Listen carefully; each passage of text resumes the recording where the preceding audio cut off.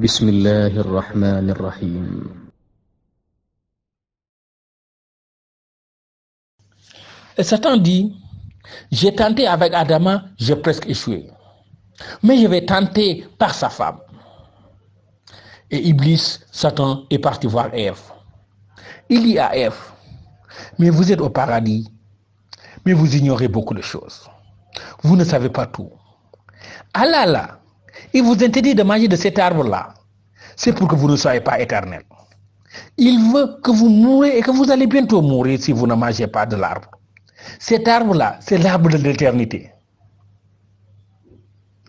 Et donc, Ève, évidemment, tu vas me dire, c'est la volonté divine.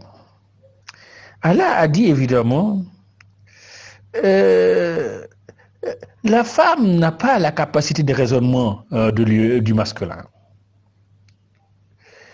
Et évidemment, de cette manière, la femme est plus sensible aussi. Et donc, Ève a accepté ou a accepté d'être convaincue, je veux dire, par Satan. Et évidemment convaincue par Satan que cet arbre est bel et bien l'arbre de l'éternité, qu'Allah, évidemment, peut leur interdire en les laissant au paradis d'être éternels, et qu'ils doivent manger de l'arbre pour être éternels. Ève va voir son mari. Ève va voir Adam. Il lui dit, mais Adam, mangeons de cet arbre-là.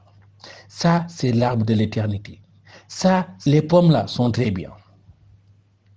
Adam, même si Adam ne voulait pas le faire, je veux dire, parce qu'il craint Allah, il dit, je vais le faire pour ma femme qui veut exactement que nous mangions de l'arbre.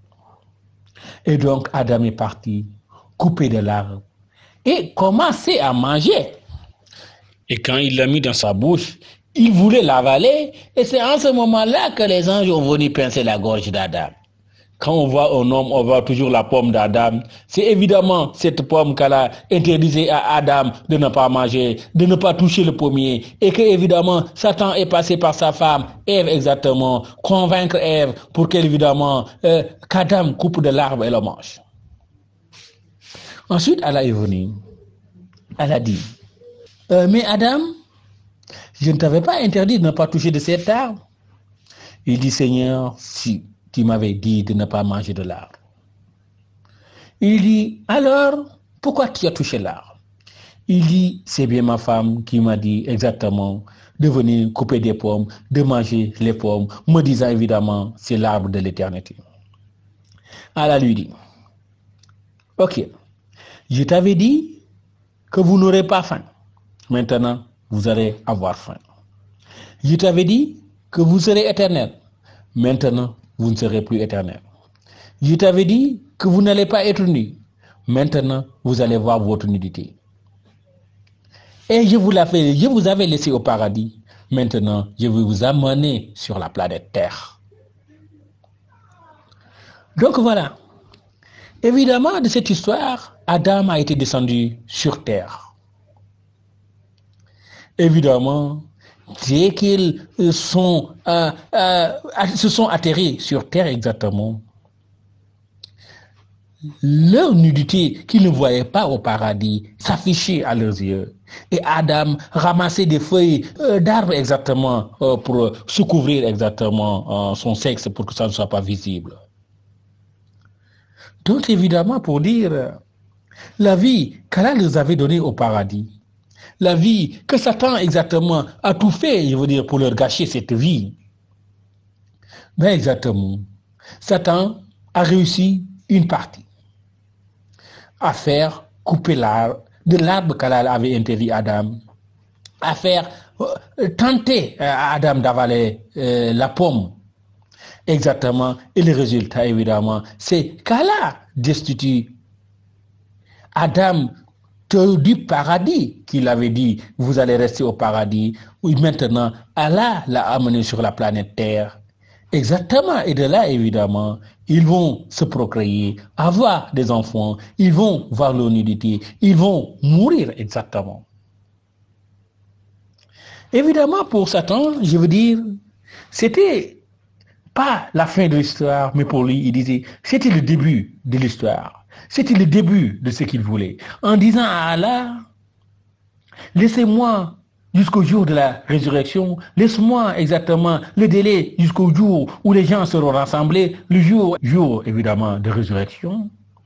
Il disait, je vais essayer de corrompre maintenant, après avoir poussé Adam à enfanter, je vais essayer de corrompre ses enfants exactement pour les amener avec moi en enfer. Parce que lui, il sait que dans tous les cas, il doit partir en enfer.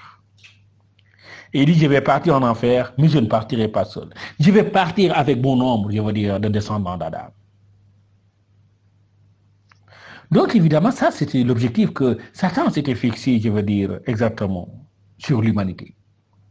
Et donc, évidemment, Adam sur terre, ses enfants, avec Ève se procréaient, exactement, ses premiers enfants se mariaient. Et d'ailleurs, je veux dire, le premier crime qu'on a vu de l'humanité, même c'est sur ses enfants exactement qu'ils l'ont fait. Dans une dispute exactement, l'un tue l'autre. Et après l'avoir tué, il avait honte et il ne savait pas comment faire exactement. Et c'était un corbeau exactement qu'il voyait enterrer un cadavre exactement, qu'il prend conscience que exactement son frère qu'il tuait, qu'il venait de tuer, il devait aussi l'enterrer exactement comme le corbeau en faisait. Exactement, c'est ça aussi l'origine de l'enterrement qu'on voit dans la communauté musulmane. Chaque fois qu'un musulman mort, nous l'enterrons. Pour dire évidemment, Adam, je veux dire, sa vie, exactement, Adam, on te dit l'ancêtre de l'humanité, mais on te dit aussi Adam, c'est le premier prophète. Parce qu'évidemment, Adam, tu vas me dire, a transgressé l'ordre qu'Allah lui avait donné au paradis. Mais Adam va se repentir, Allah va accepter son pardon, Allah va le désigner exactement comme le premier prophète. Voilà, donc l'histoire, évidemment, de notre ancêtre, de nous les humains, comme on dit, l'ancêtre de l'humanité, Adam, exactement, qu'Allah, évidemment, avait donné son épouse, donné sa femme, exactement, en prenant une de ses côtes, exactement, pour en faire une femme, exactement, pour dire, Ève était la femme d'Adam, exactement. Ève était la côte d'Adam, exactement. Et donc, voilà, sa femme tenait compagnie à son mari. C'est donc ça aussi, une partie de ce que le Coran nous a appris, ce que le Coran nous a enseigné, ce que le Coran veut que nous sachions aussi sur l'origine de l'humanité. Exactement, c'est très important.